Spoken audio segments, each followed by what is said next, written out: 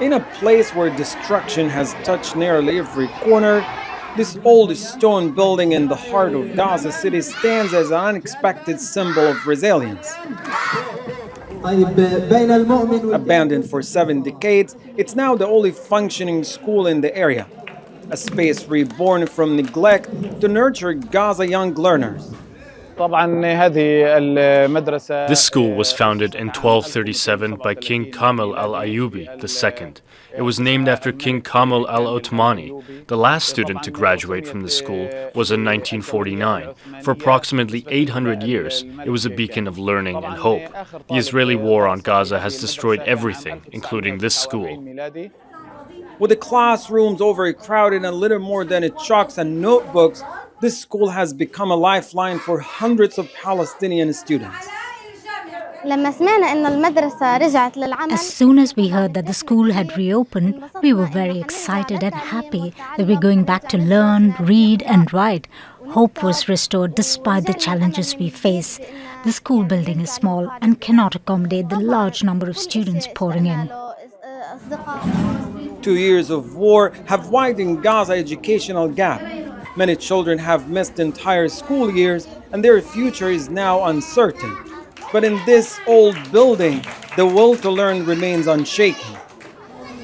Nahil came to Kamalia school hoping to register her son, but was turned away. The classrooms are full. She believes deeply in education, yet in a place where schools are scarce and overcrowded, her hopes face painful limits. All I care about is basic education.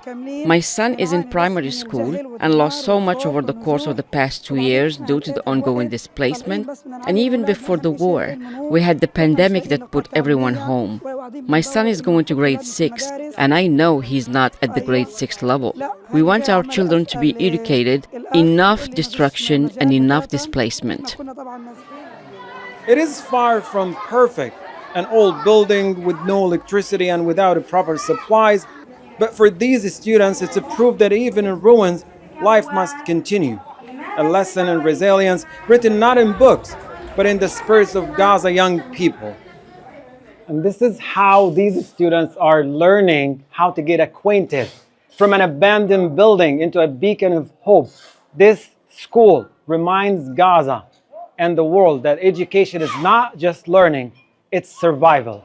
Hani Mahmoud, Jazeera, from Gaza City, Palestine.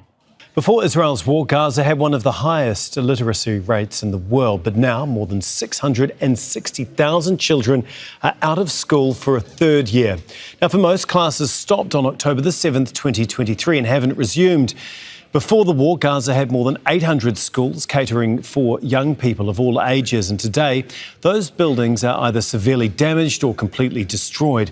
Many classrooms have become temporary shelters for forcibly displaced families. Most children have experienced trauma and loss, and the UN estimates more than 500,000 need mental health support. The World Bank says more than $870 million is needed to rebuild Gaza's schools and universities. Well, for more on all of this, we're joined now by Farida Shaheed, who is the UN Special Rapporteur on Rights to Adequate Education. She joins us from Lahore. Thanks so much for being with us here on Al Jazeera. As I mentioned there, that Gaza used to have one of the highest literacy rates in the world. That is clearly no longer the case. Just how bad are things in the education system, seeing that most schools are clearly not going to be open for some time yet? Thank you. Thank you for having me. Yes, this is of deep, deep concern. The word I have used consistently is what has happened in Gaza in terms of the education system is a scholasticide. It's a complete, deliberate, systematic destruction. And scholasticide is an intergenerational war. And this, unfortunately, is where we are. I know that I'm also concerned that the drones and the attacks, the ceasefire, is continuously breached. And this means that there is no safety. I think in terms of, you said 500,000, my estimates are that there are 1 million children who all need psychosocial trauma counseling. We also have all the teachers who will need counseling in terms of being able to continue to educate. I salute all the teachers who have consistently tried despite the ridiculous situations, the horrible conditions, to continue to provide education. We are in a state where Gaza really needs their children, and their teachers and educators need trauma counseling. I would put that even before. I think the construction of buildings will take a very long time, given more that 90% of the schools have been bombed and all the universities have been attacked as well.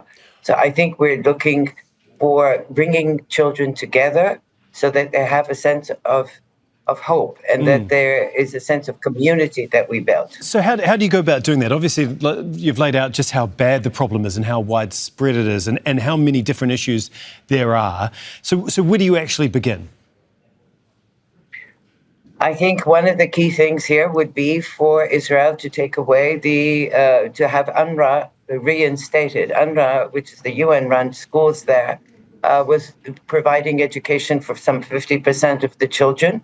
I think the UN and all the international community have to come in to see that this is essential. I think some countries expressed in June, July, when an interest in what do we do after there is a cessation of hostilities. And I think we need to call upon the resources of the Palestinian diaspora. As you say, it's one of the most educated people in the world. They have enormous potential, and they would be able to provide better guidance. We also need to listen to what the children and educators are saying in Palestine. That means opening up the gates. That means allowing people to come and have discussions, including journalists, to see what's happening on the ground. We have been deprived of accurate information, which makes it difficult to plan forward. In the weeks and months ahead, how important is it? I mean, most parents know that getting their kids into just a daily routine, no matter how small, is so vital. What are the small things that can happen now before the whole rebuild of the education system actually begins? I think you need to have this community coming together, even in the last 2 years, not so much in the last few months, but before. There were teachers who were bringing students together in the open. So it wasn't like you had a classroom or something, but you brought people together to have that sense of collective being, to have a routine, as you say, which is very important. But you also need to ensure that everyone, that other things are happening for the slightly elder children, that there is water, that there is food that is available to their families. Otherwise, when I spoke to some Palestinian children about a few months ago, one young girl who turned just 15 at that point said, "We've been deprived of our childhood. I've just turned 15. I feel I've turned 35 or 40. She's looking after her parents, and we see that again and again. So we need to ensure that the families are getting the support they need in order for the children to go. The younger children can go now. Yes. There is no reason why younger children should not be brought together immediately. We'll have to leave it there, but thank you so much for your time. We really do appreciate you outlining just how serious and dire the situation is for the education system in Gaza. Farida Shaheed for us out of Lahore today. Thank you. Thank you for having me. Don't miss out and get the full picture. Subscribe to Al Jazeera for reliable news and expert insights. Like, share, stay ahead.